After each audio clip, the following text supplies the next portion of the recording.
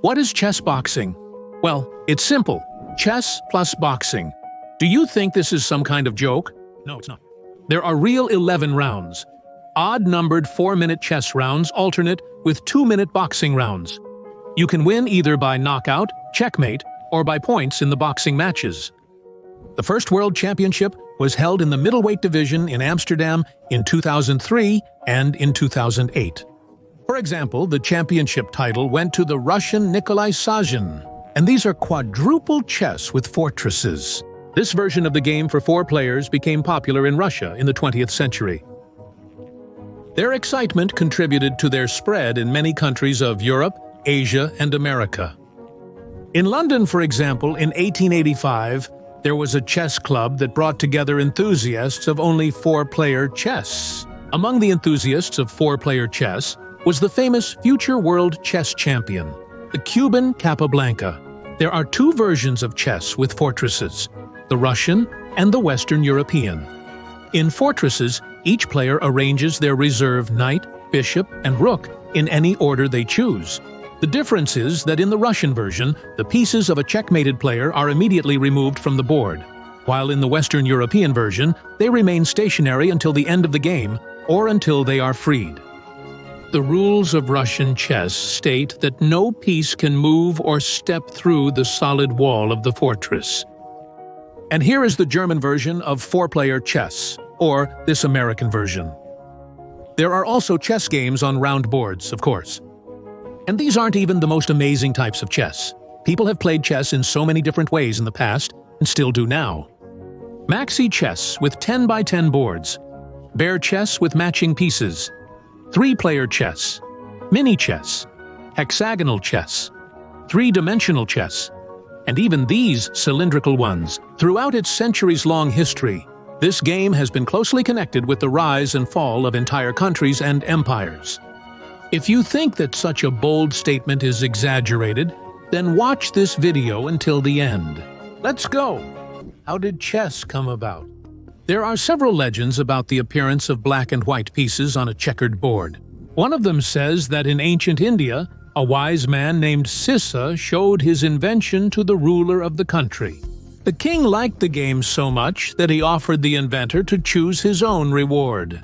The wise man asked the king to pay him 1 grain of wheat for the first square of the chessboard, 2 for the second, 4 for the third, and so on, doubling the number of grains on each subsequent square. The king, who didn't understand anything about mathematics, was angered by such a modest request, but ordered the treasurer to pay the wise man his reward. The treasurer couldn't calculate the number of grains owed to the inventor of the game for an entire week, and for good reason, because a mathematical problem was later born from this legend. In just 64 squares of the chessboard, the number of grains turns into a tangible 20-digit number. By the way, this number is greater than all the wheat ever harvested in the history of humanity. According to the legend, the wise man ruined the unlucky king. Since then, rulers started to pay closer attention to chess. The legend didn't appear out of nowhere. In ancient India, around the 6th century, people really did play chess. Back then, it was called Chaturanga. It was played on an 8x8 board with pieces that represented different types of troops in the emperor's army, and moved in different ways, just like in modern chess. The neighboring Persians spread Chaturanga in their country, where its strategic value was highly appreciated by the Sasanian nobility. The game continued to be played even after the fall of the Sasanian Empire, and under Arab rule in the new Islamic Iran, the game was called Shatranj. Chess became very widespread in Islamic countries. Almost all rulers knew how to play. It was prestigious and considered a sign of high intelligence. And the very name of the game probably comes from the Persian phrase Shah, meaning king. Checkmate means helpless, defeated. The Arab historian and philosopher Falmasudi wrote that Indians used the chessboard to plan future battles. At the same time, chess became popular in Southeast Asia, where the game underwent some changes. In China, it was called xiangqi, and from it came the Korean version, Jangi. Both games are original in appearance and mechanism. First of all, this is evident in the change of the board size and the fact that the pieces are placed not on the squares, but on the intersections of the lines. These games have pieces with a limited range of movement, which can only move within a certain part of the board. And the traditional jumping pieces, such as the knight and the bishop, have become linear. But the new piece, the cannon, is able to capture opponents' pieces by jumping over another piece when attacking. Later, the Japanese variant shogi appeared. Its board has only 8 by 8 squares, but it introduced the promotion of pieces, which was not common before. A distinctive feature of shogi is that when you capture your opponent's pieces, you can bring them back into the game as your own. Then, chess, which at that time was still called Shatranj, appeared in Rus, arriving, according to historians, either directly from Persia through the Caucasus and the Khazar Khaganate, or from Central Asian peoples through Khwarezm. Here's a fun fact. The name of the piece Ruk appeared, according to one version, because of its resemblance to the Arabic piece Ruk, which looked like the Slavic sea vessel called Ladya. But can we really talk about a purely Russian chess miracle? Well, to some extent, yes. And the name of this miracle is Tavreli, the so-called Russian chess, which has deep roots. Fragments of chess and checkers games have been repeatedly found in Scythian burial mounds of the Azov region, in Etruscan tombs, and in Venetic and Varangian graves along the southern coast of the Baltic Sea. In numerous excavations in the Novgorod lands, as well as in the Chernigov region, many beautiful items for playing Tavreli have been found, dated by historians to the 9th–10th centuries.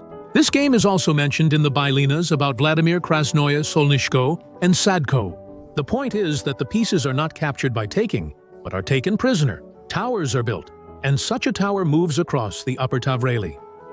Here is what the multiple world champion and vice president of the Russian Chess Federation, Anatoly Karpov, wrote about this game. Russian chess only superficially resembles traditional chess, because the ability to create striking force by forming towers fundamentally changes the essence of the game's strategy and tactics.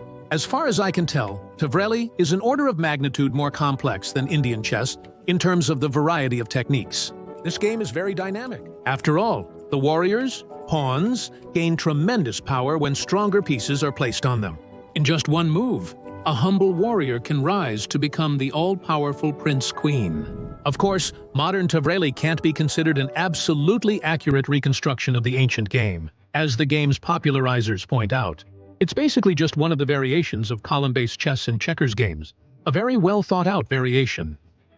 But even chess itself has constantly changed, and sometimes quite significantly, over time. Tavreli combines elements of the rules of column checkers.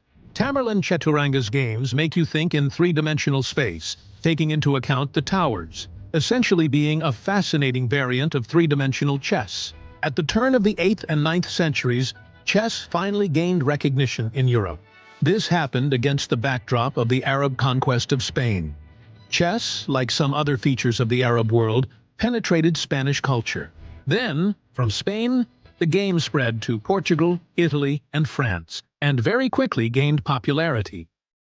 European players made a number of changes, completely transforming the Arab Shatranj into modern chess by the 15th century.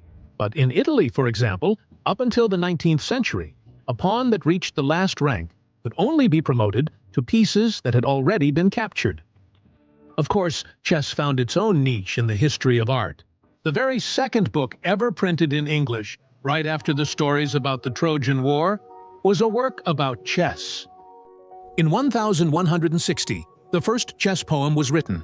In 1283, the first chess book in Europe was published, the Treatise of Alfonso the Wise. The famous painting, The Visit of Pantician to Saints Augustine and Olympius, by Niccolo de Pietro, appeared in 1415.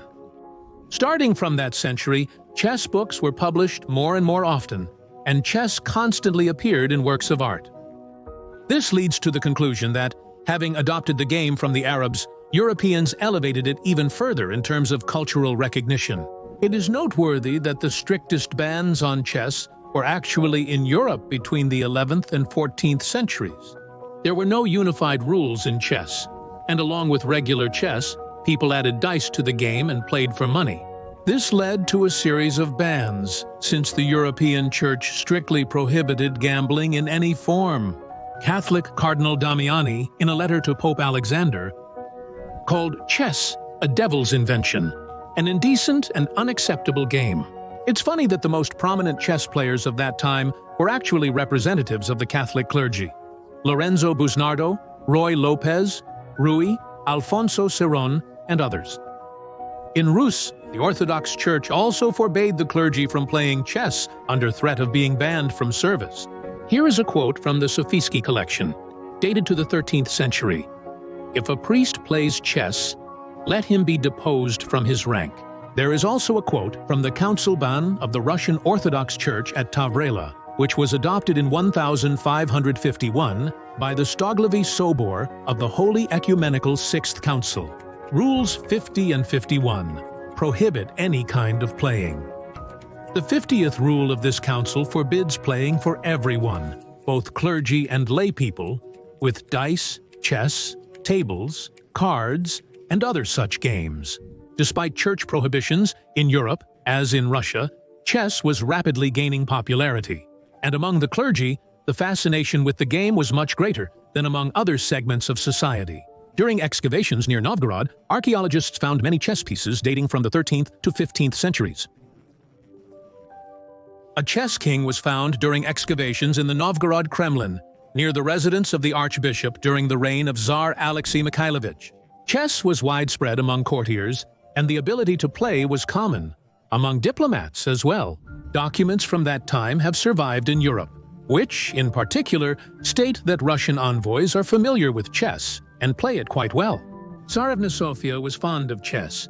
During the reign of Peter I, assemblies never took place without chess. By that century, the rules of chess had finally become established. This led to the emergence of the first systematized theories and books. In 1561, Rui Lopez published the first complete chess textbook, which covered the stages of the game that are now distinguished: the opening, the beginning of the game, and the first encounters, the middle game, the middle part of the game, where the initiative is determined, most of the exchanges of pieces and tactics, and the end game, the final part of the game. Lopez was the first to describe the gambit, one of the most popular terms in chess theory, which would later become a household word. From the century onwards, chess clubs began to appear, where amateurs and semi-professional players mostly played for money. For example, the Italian chess player Lorenzo Busnardo amassed a large fortune by competing in tournaments during those years. In 1575, the first international chess tournament was held in Madrid at the court of King Felipe, where two Italian chess players faced off against the two best chess players of Spain. With this background, we come to the next century. It was at that time that major international matches and tournaments began to be held, but the title of world champion did not exist yet.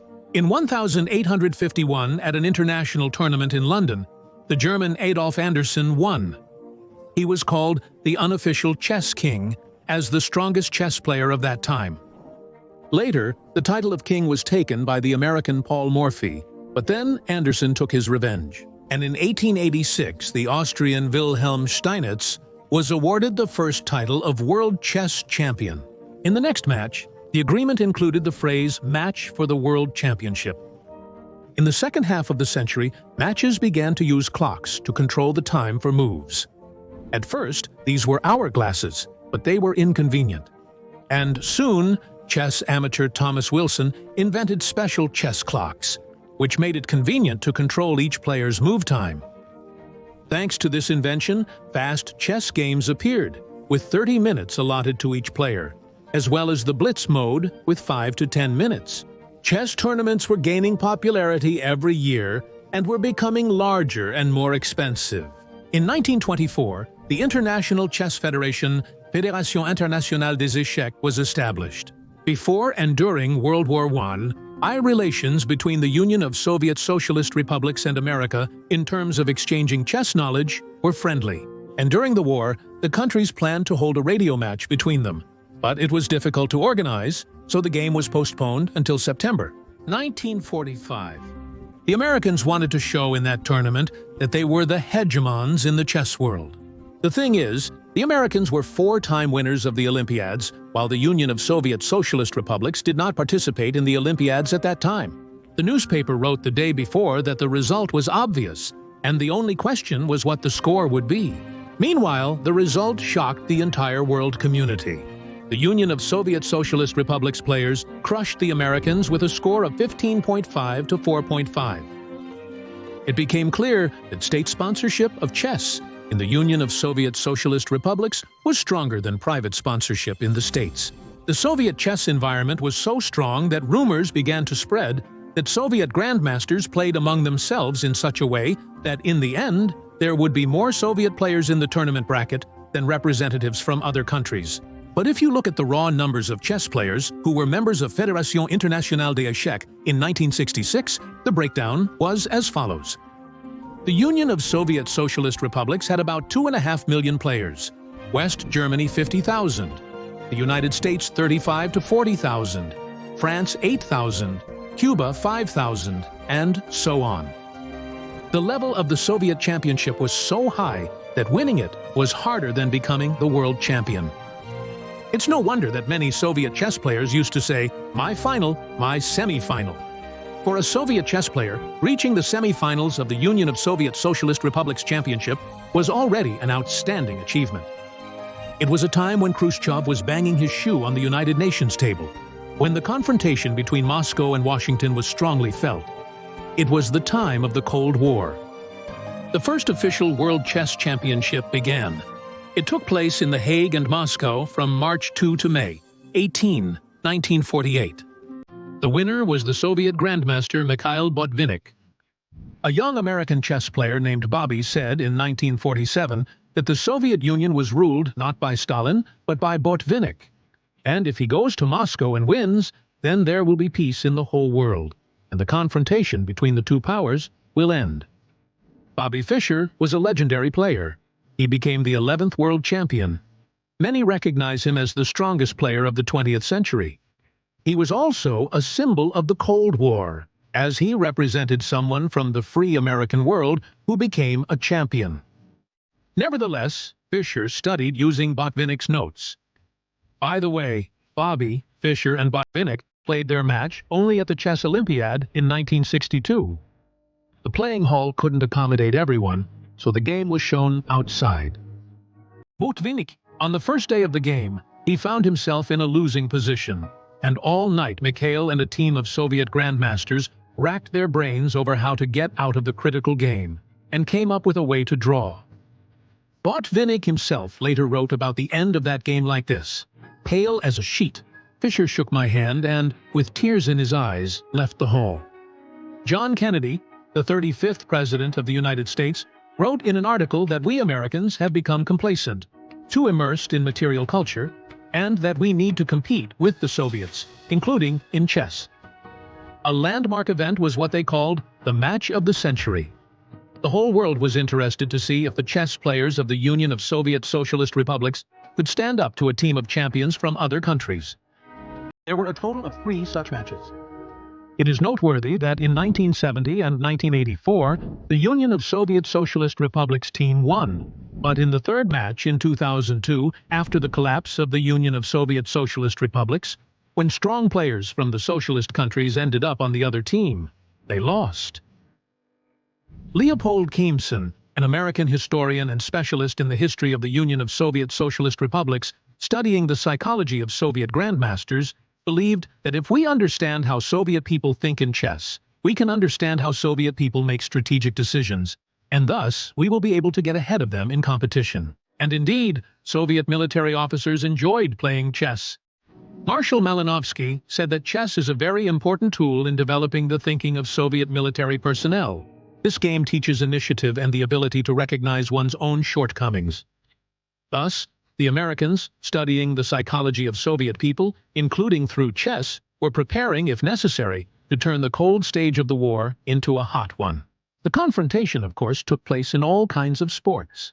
In 1972, Bobby Fischer defeated Boris Spassky in chess, and the Soviet basketball team beat the United States of America in the Olympic finals.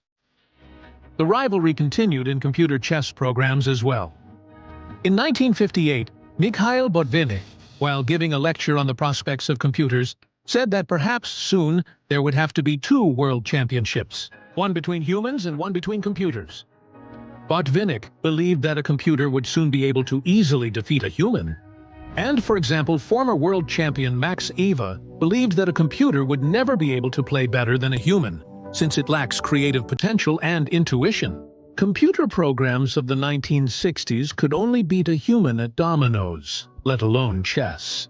Nevertheless, for the first time in a competition between Soviet and American chess programs, the Soviet one wins with a score of 3-1. But technological progress keeps moving forward, and in 1971, the Soviet program KAISA wins at the first World Computer Chess Championship in Stockholm. However, by the end of the Cold War, when the United States is making huge strides in computer chess, the United States SR no longer has a competitive computer. And in this field, the race is over. Of course, we can't go without mentioning Garry Kasparov. He developed his chess talent at the Botvinnik School and became the youngest champion in 1985. During his career, Garry managed to become an international grandmaster, an honored master of sports, the champion of the Union of Soviet Socialist Republics, and an 8-time winner of the World Chess Olympiad. 4 times as part of the Union of Soviet Socialist Republics team, and another 4 times as part of the Russian team. Kasparov played a match with Karpov that became record-breaking, and to this day, no one has been able to repeat those numbers. They played for almost 6 months, 48 games, and still couldn't determine a winner. Many consider Kasparov to be the best player, not Fischer, and there are reasons for that. Today, the world chess champion is Magnus Carlsen. The Norwegian became a grandmaster at just 13 years old and has achieved a lot. He became world champion in 2013, and in 2016, he defended his title. Now, the best chess players in the world are ranked in a monthly rating formed by the International Chess Federation using the ELO system. In chess, the ELO rating is calculated based on the results of games played between chess players. The ELO rating system divides chess players into 9 classes. The highest class starts at a rating of 2,600, and the lowest class corresponds to a rating of 1,200 and below. If a chess player scores over 2,700 points in matches, he becomes a contender for the World Chess Championship match. As of today, the Fédération Internationale des Échecs rating looks like this. In the entire history of chess, only 21 players have achieved the title of world champion, 11 of whom represented Russia and the Soviet Union. What the future holds for chess is unknown. It's clear that the golden age of chess has passed along with the legendary confrontations between the Soviet chess school and the rest of the world. But recently, for example, the series The Queen's Gambit made a splash, telling the story of a young American girl who went from being an orphan playing chess with a janitor in an orphanage to becoming a world champion. By the way, the series does a good job of portraying Soviet chess players as true professionals, and almost without any stereotypes. Of course, the story is fictional, but after the series, online chess ratings skyrocketed, and more young people became interested in the game. So, we hope our video will motivate you to dust off your old grandpa's chessboard and rediscover this fascinating game. And now, make your move, hit the like button, and leave your comments. See you on Cremola.